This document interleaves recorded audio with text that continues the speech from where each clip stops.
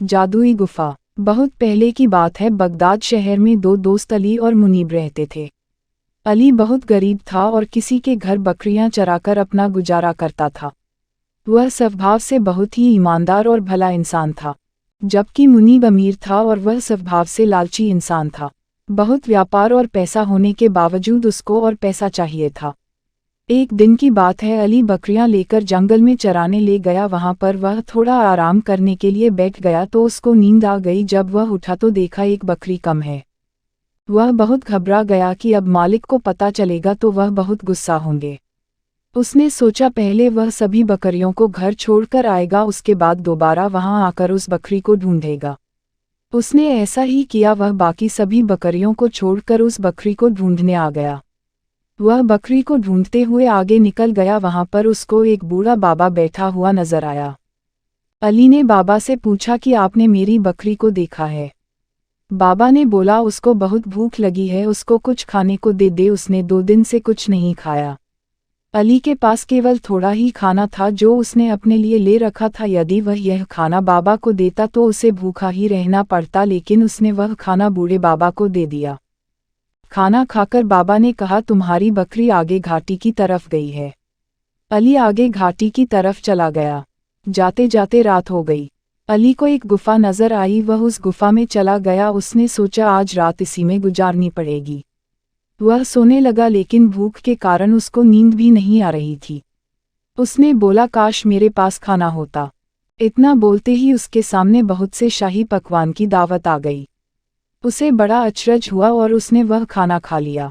खाने के बाद जब सोने लगा तो उसको ठंड लगने लगी। उसने बोला, काश मेरे पास एक चादर होती। तभी उसके सामने चादर आ गई। अब वह समझ गया कि यह गुफा जादुई है। उसके बाद वह सो गया। सुबह उठने के बाद उसने बोला, काश मेरी बकरी मुझे मिल जाए। इतना कहते ही बाहर से बकरी उसको आती हुई दिखाई दी।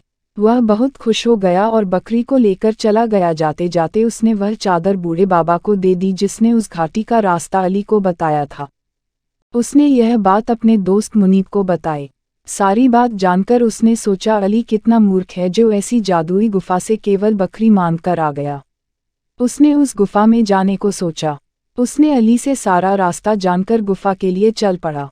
गुफा की तरफ जाते समय उसको वही बूढ़ा बाबा नजर आया। मुनीब ने बाबा से गुफा का रास्ता पूछा। बाबा ने उससे खाने को मांगा तो मुनीब बोला, यदि खाना मैं तुमको दे दूंगा तो मैं क्या खाऊंगा?